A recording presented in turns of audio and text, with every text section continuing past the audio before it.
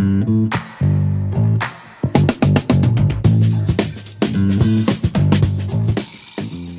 Retail Technology Spotlight Series podcast is brought to you by the OmniTalk Retail Podcast Network, ranked in the top 10% of all podcasts globally and currently ranked in the top 100 of all business podcasts on Apple Podcasts. The OmniTalk Retail Podcast Network is the network that we hope makes you feel a little smarter, but most importantly, a little happier each week too. And this podcast is just one of the many great podcasts you can find from us here at OmniTalk Retail, alongside our Retail Daily Minute, which brings you a curated selection of the most important retail headlines every morning, and our signature podcast, the Retail Fast Five, that breaks down each week the top 5 headlines making waves in the world of omni-channel retailing, and that comes your way every Wednesday afternoon. Hello, everyone. I am one of your co-hosts for today's interview, Chris Walton. And I'm Ann Mazinga. Social commerce has quickly become one of the most popular methods of shopping, and with AI expediting the way in which retailers and brands approach it, we figured it was time to dig in to some resources to help all of you to do just that.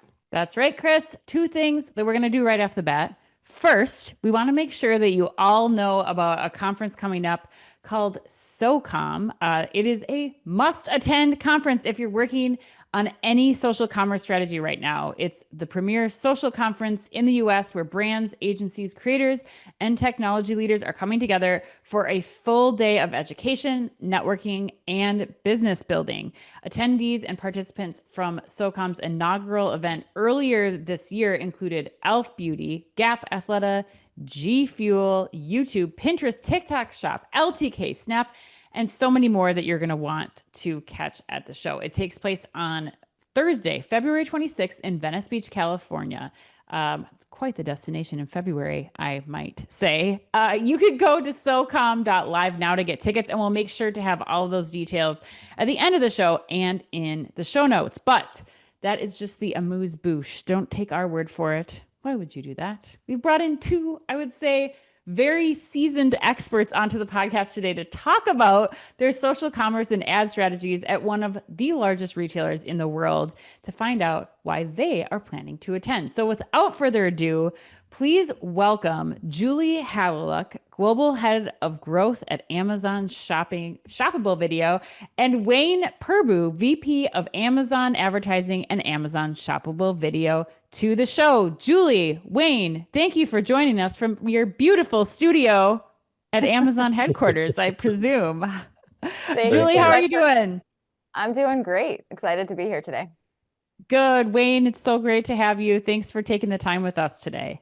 Yes, and thank you for having us. Well, since this is both of your first times on our show on OmniTalk, let's start with a little bit about your backgrounds and what you both oversee in your roles at Amazon. It seems pretty self-explanatory, but I imagine there's a lot more to it when you get right down to it. And plus, we like to get to know our guests whenever we can. So Wayne, let's start with you first. Again, my name is Wayne Purboo. I am VP of Amazon Shoppable Video, which is basically all the video you see while you're shopping, whether it's on a product detail page, on a brand store, wherever you see video that helps you make a better purchase decision, my team's responsible.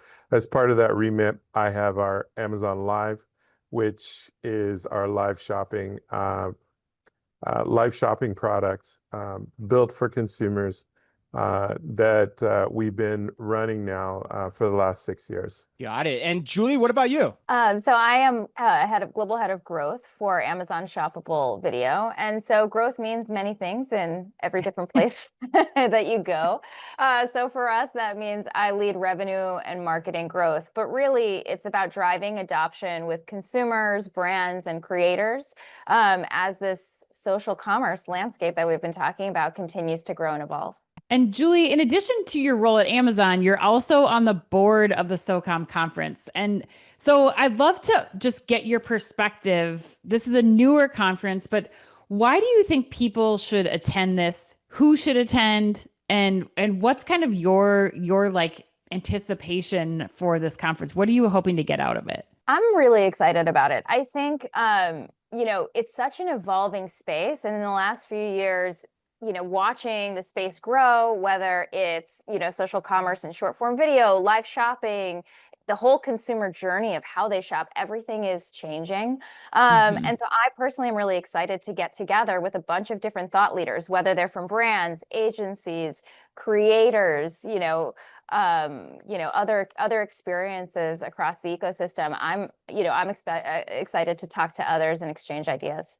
And why, Wayne, why would you say that you're a part of this? Like what makes you excited from the Amazon perspective to, have your teams partake in this? I think, it's a great opportunity for us to learn.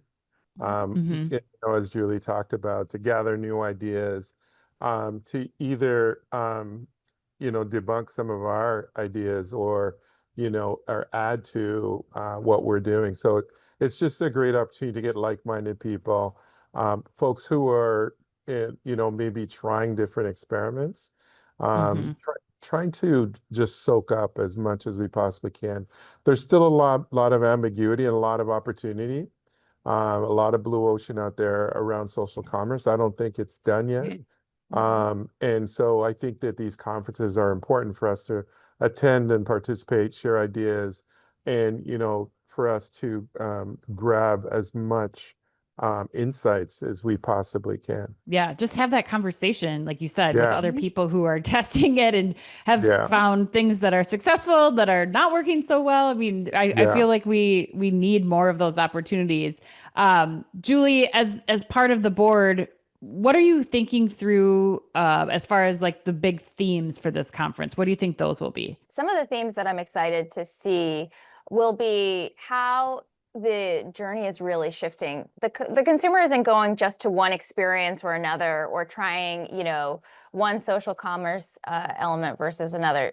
It's one journey, and they're going from awareness to conversion and back and forth in a matter of seconds. How do all those things flow together, and how does a brand or a marketer think about that, and how to really help the consumer and drive value? So I think there's going to be a lot about that. It wouldn't be a conference right now without thinking about the role of generative AI. And so I think there will certainly be some conversation around that and how it plays with social commerce and creators and different experiences. And then I think there's also going to be a lot on measurement. So if the consumer journey is shifting and they're touching so many different types of pieces of content across their journey, how does an advertiser or a brand begin to think about how to drive value at the end of the day? And it's a completely different approach to measurement. So Wayne, bring back for us to Amazon in terms of how Amazon thinks about what Julie just said. Because I love what you said just a few minutes ago about how, I think you said something to the effect of social commerce is not yet defined, which is funny because I literally woke up 2 days ago thinking about that. Like I used to have this definition of social commerce and I was like, wait, that's changing in my mind. And I don't really understand personally how it's going to change yet. So I'm curious about how you and Amazon think those themes align with your priorities as you think about Amazon's advertising business going into next year, into 2026. When we think about the customer and specifically the customer journey to purchase, that is drastically changing. And there's two new inputs into that customer journey. One, the customer has more tools to evaluate products than they ever have in real time. You can ask, Perplexity, ChatGPT, you can ask about a product that you are considering in real time. So in a way, this is a, call a friend. Whenever I was buying a camera, I had a list of people that I knew I had to call because they were just, camera aficionados. But this idea that we have access in real time to this real knowledge base about products is really changing that and influencing that customer journey. And then on the Gen AI side, how is it influencing the creators and the creatives that we are consuming as part of that customer journey? So we see those two inputs, and we're tracking how those two inputs are changing that customer journey to add to what folks are doing on social commerce. And we're seeing, even on social commerce with Sora and other platforms now, we're seeing more and more creatives that are more brand originated or creator originated that are starting to influence purchases. And so we have to start to add that to the equation to understand, as Julie said, like, where does the attribution and where should a brand invest to influence that journey? That is really, and which is why I'm saying it, I don't think it's been defined. I think what's happened is there was a definition of social commerce that we've been, enjoying for the last 4 or 5 years, that Mhm. there's a whole new blue ocean that's opened up with AI that Yep. now change that customer journey Mhm. and therefore change it on behalf of brands. Isn't that exciting? Like, just from a timing perspective, Yeah, the it's great to fact that be it's here. all blue ocean Yeah. and there's Yeah. something to be built on, right? But there's so many questions to answer, and think about how it can all come together it's pretty incredible. It's a really cool time to be working in this space. And I think it's really hard for the consumer. The consumer Totally. doesn't know, like they're so many of them are starting on answer engines, they're beginning their journeys. But what we're seeing is they're not completely satisfied by what they get from those answer engines. And they're still going to, to Amazon, to creators, to, those sources of truth that they relied on in the past. And so it's really interesting to see how that customer journey is changing. How do you measure, because your job is shoppable video, right? Like, so how do you measure the value of content beyond the live moment itself? It's interesting because this is a question we think about all the time. And I think it comes back to the point, the mental model that we have comes back to the point that you just said, which is that there's so many touch points and it's no longer linear. So when we think about the role of live, we're not just thinking about the live itself. We're thinking about the value that it has along all of the other touch points, and we measure holistically. A big announcement we had a few months ago over the summer was that we launched Amazon Live Signals into the Amazon Marketing Cloud, which allows for a number of different types of analyses, but it allows for the advertiser that's utilizing live as an ad format to now really see the role it plays in the larger journey. And by doing things like that, we can help the brands to see where it fits, right? So I'll give you some examples in aggregate that we've seen. So when a customer sees an ad, but then they also see the live format, we start to see 17 times higher purchase rates, right? And that makes so much sense because the customer saw, you're meeting with the customer where they are. So they're seeing some sort of a digital media ad, whatever that could look like, piqued their interest, they click through, and now they're on their brand store where they see the Amazon Live that has the deeper storytelling. Now they want to learn more so they can engage significantly further. And it's no surprise that purchase rates are higher. Whether or not, it leads to the purchase rate, it also leads to higher branded search rates, higher new to brand, et cetera. So if you think about that holistically, it's not about just that one piece of content. It's about the role that the piece of content plays within the significantly larger campaign and how each of these pieces can be intentionally designed so that they all work together in harmony. And I think, going back to the earlier question, as we think about the role that answer engines are starting to play along with, meeting customers where they are, whether they're in social experiences and retail experience, et cetera. It's really about thinking about each of those pieces together and being intentional about the content story and how that's being told. The big thing that we've done is to be able to manage the attribution, and not just the event attribution as you were talking about, but the attribution to watching a video, watching a live stream over many, many months. Because one of the big things that videos do better than any other creative format is they create an emotion. And we know as humans, emotions last longer. They may not remember the detail of a particular video ad or a live stream, but they'll remember how that live stream made them feel. And they'll remember that for many, many months. And so we see longer as we introduce more video and more live commerce on Amazon, we see longer and longer attribution windows.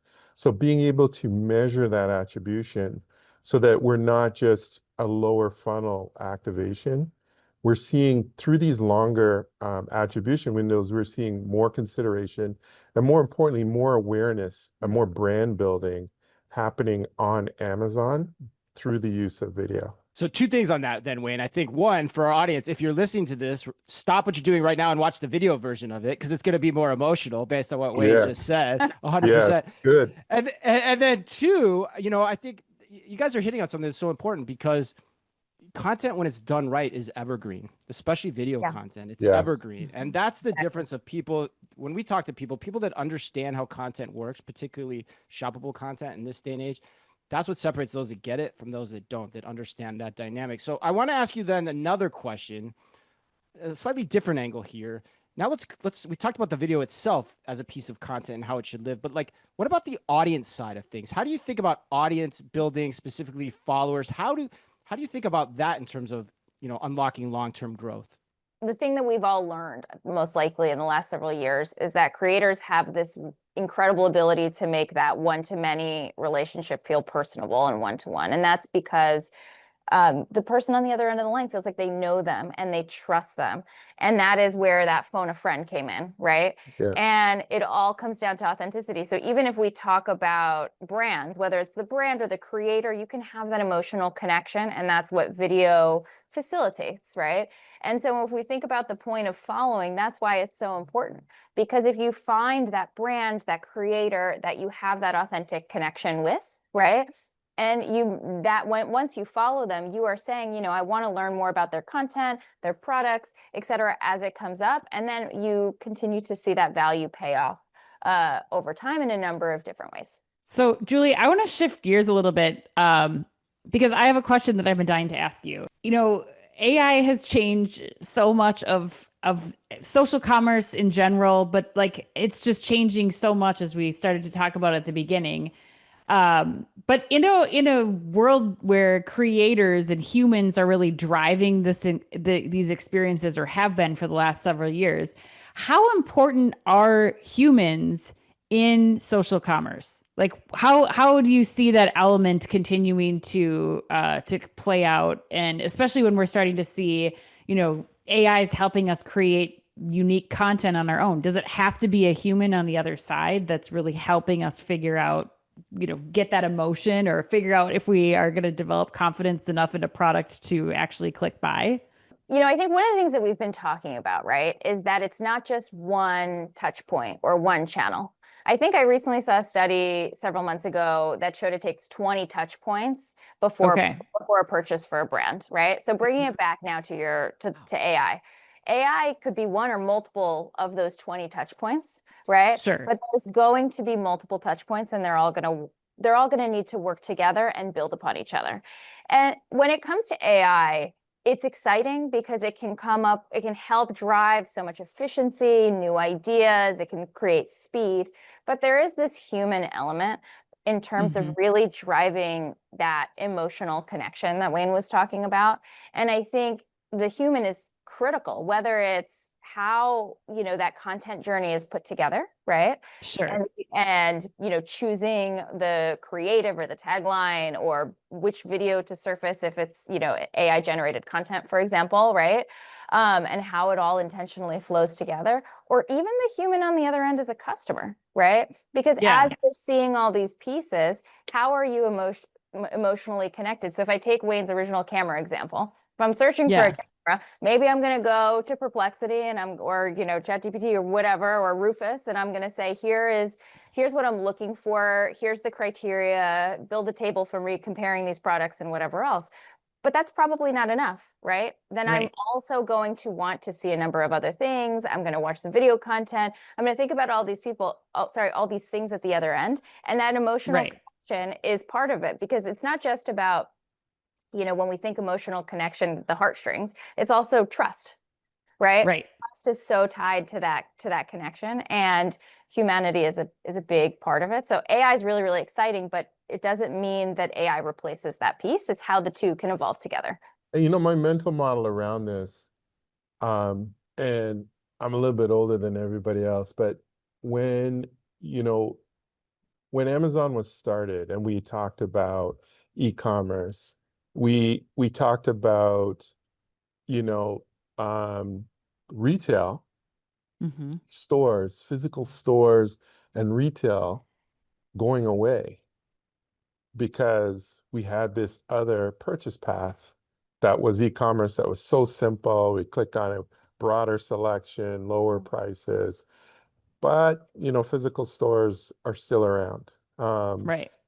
And when I think about I think about it. My mental thought on that is really this idea of agentic commerce, Yep. which to me is a different category. I don't think social commerce will go away, right? There will be agents that influence social commerce, but I think the social goes away if there's no human in the loop.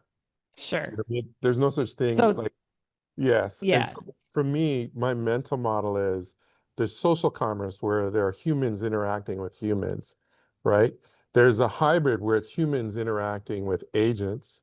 And then Mhm. there's agentic commerce, which is just agents interacting on behalf of humans with other agents to make purchases, right? Right. So I sort Yeah. of separate them into those different categories, like my mental model around where this is going to evolve. Now, if you ask me to tell you what is going to be the split of commerce across sort of I wouldn't do physical, that. retail, social, I don't know what the split's going to be. But what I see Sure. evolving, I see evolving these different categories of commerce, and we're going to participate in all of them. But I Right. don't see Right. social commerce the way it is today going away anytime soon, because I think there's a whole generation that have been brought up on social commerce that really enjoy that social commerce experience. I don't think that's going to get away. It's going to be influenced by AI. You're going to Mhm. see new advancement in creatives. There's a much more ability to go one to many through some of the tools that'll be created, but it's not going to go away. And then there's this other thing that we haven't talked about, which is really what happens when it's just agents talking to each other and make Right. purchase decisions. That's a Right. different category of thing. And how do we represent products in that sort of agentic environment is something very different and something we're doing a lot of research on. Wayne just blew my brain. You just blew my brain because I think to your point, like at the end of the day, everyone's competing for attention, right? And so Yeah. like the social media feed still potentially, at least in the short term, the near term, I don't know how long that near term is, but will still capture the attention of those that want to use it.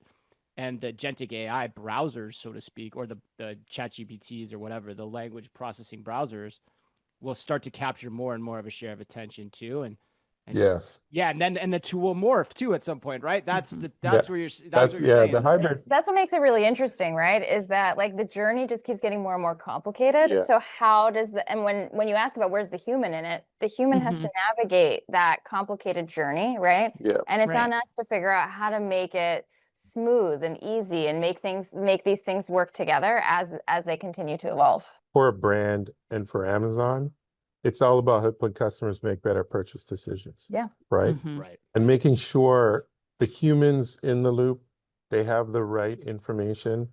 The agents in the loop, we have to make sure they have the right information. That's authentic, that's real, so that the purchaser can make a great decision. But at the end of the day, that doesn't change. Regardless of how we choose to deliver that message, at the end of the day, we have to remain customer obsessed. How do we help them make a great purchase decision? And Absolutely. to Anne's fundamental question too, like a well done Sora ad, which is essentially a generative AI ad, can do that too, right? Like it Yeah. can do that just as effectively as a human created ad if it's done the right way, or it captures Right. the And attention of that individual. it may be enough.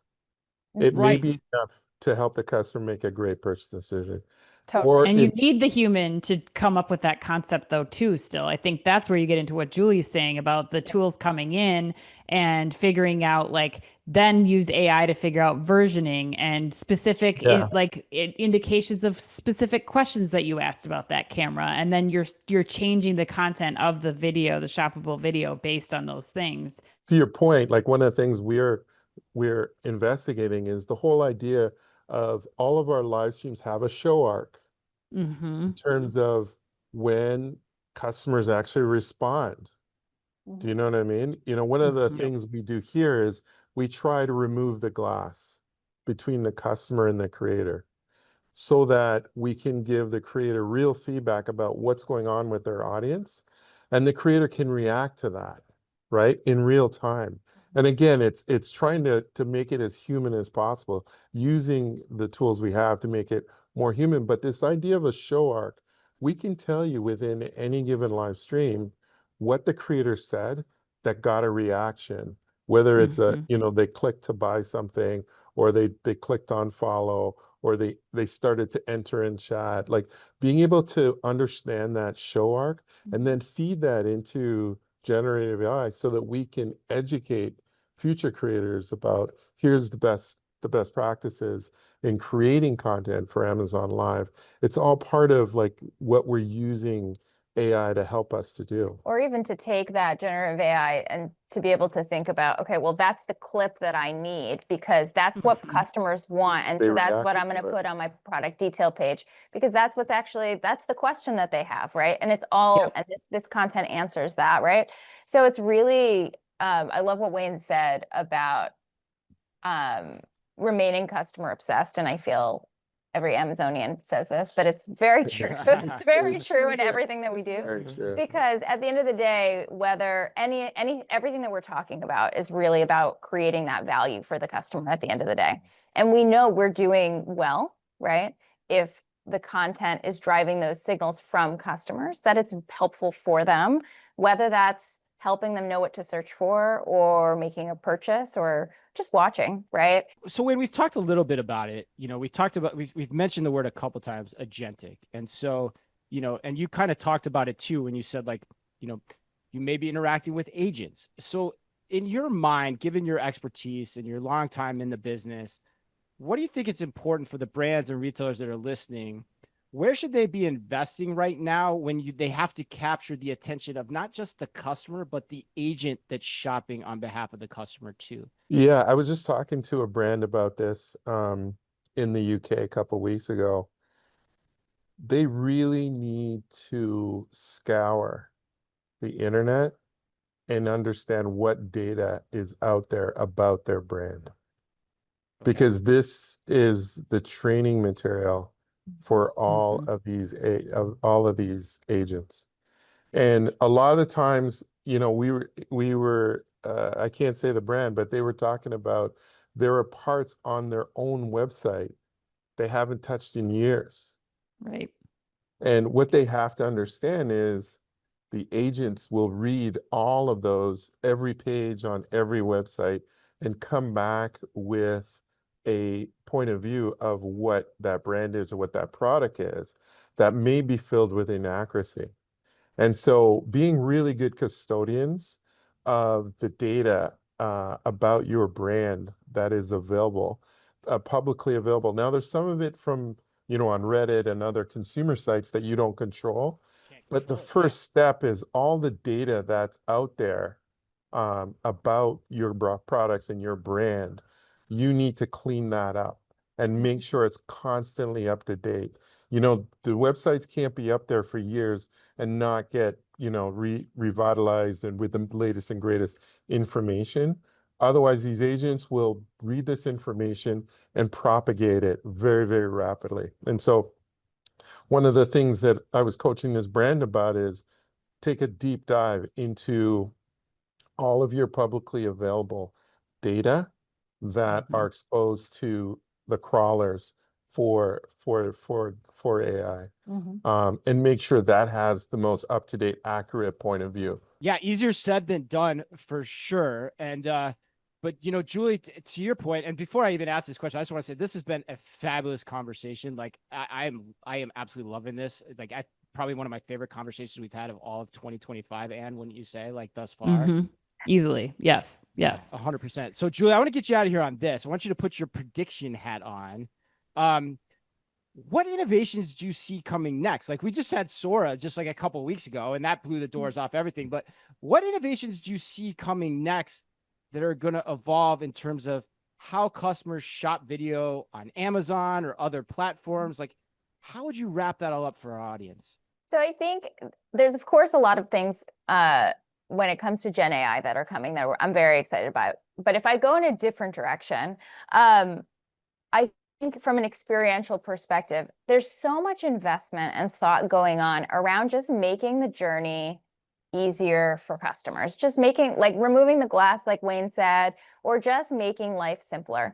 And so on our side, one of the things that I'm really excited about that's coming is something we recently launched called Shop the Show on Prime Video.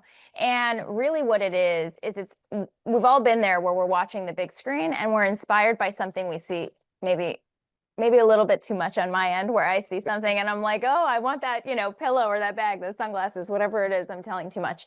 But then it's like a really clunky experience. You got to go to your phone, and then because a mobile device is almost always in your hand, right? 90% of people have a phone in their hand while they're watching TV, right? 30% of them probably shopping. But it's really clunky and you don't know if you can find it. So we created an experience called Shop the Show, which is synchronized with the big screen. So it makes it significantly easier to find something you're inspired by, right? And so I'm really excited about that, just as a consumer and a watcher of Prime Video. And you can find that in a number of titles on Prime Video, as well as Prime Video Sports. So I would say that's just on a personal level an experience I'm really excited to see evolve. Awesome. Well, as Chris said, I'm really excited that we got to have you both join us today.